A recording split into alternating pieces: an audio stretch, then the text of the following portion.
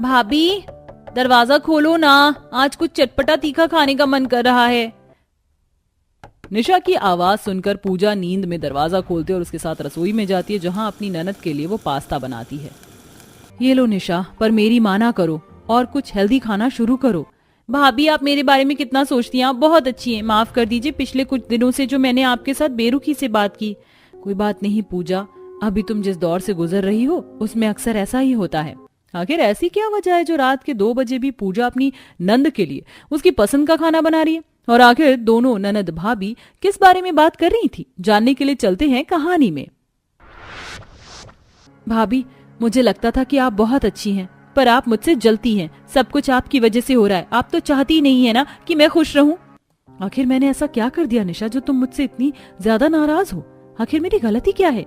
ज्यादा भोली तो मत बनो भाभी। आपकी हिम्मत कैसे हुई बिना मुझसे पूछे रिश्ते के बारे में माँ पापा से बात करने की, और बिना मुझे बताए आप लोग मेरे रिश्ता भी घर लेकर आ गए।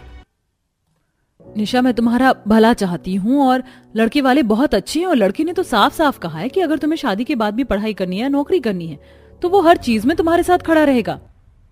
भाभी ना तो मुझे इस बारे में आपसे कोई बात करनी है और ना ही कोई शादी करनी है। अब जाओ यहाँ से और मेरा पीछा छोड़ दो। निशा की ऐसी बातें सुनकर पूजा उसके कमरे से बाहर चली जाती है, पर कमरे के बाहर खड़ा सूरज ये सब कुछ सुन लेता है। इसकी हिम्मत कैसे हुई तुमसे ऐसे बात करने की? मैं इसे अभी बताता हूँ। ये शायद भूल गई है कि तुम इसकी भाभी हो। छोड़ दीजिए, क्योंकि गलती तो मेरी भी है। मुझे एक बार निशा से पूछ लेना चाहिए था। बिना उसकी मर्जी के हम जो रिश्ता भी तो पक्का नहीं कर सकते ना।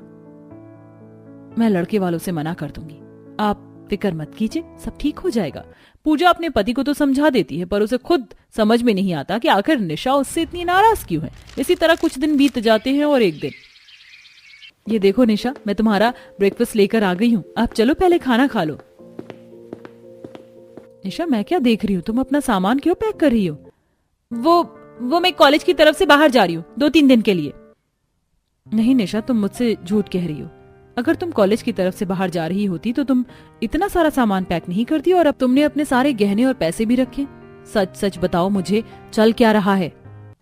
भाभी आप तो मेरे पीछे ही पड़ जाती हो, हर समय जासूस बनकर मुझ पर नजर गड़ा कर रखती हो। आखिर आप चाहती क्या हो? मेरा पीछा छोड़ क्यों नहीं देती? निशा आज अगर तुमने मुझे सच नहीं बताया तो मैं अभी माँ जी को बुलाऊंगी और उन्हें बता दूंगी कि तुम घर छोड़कर भागने की कोशिश कर रही हो। अपनी भाभी की बातें सुनकर एक बार फिर निशा बैग में से सारा सामान निकालती है और अलमीरा में रखना शुरू कर देती है। अब खुश नहीं जा रही मैं कहीं, अब प्लीज मुझे कुछ देर अकेला छोड़ दो। एक बार फिर निशा की बेरुखी देख पूजा वहां से बाहर चली जाती है। समय यूं ही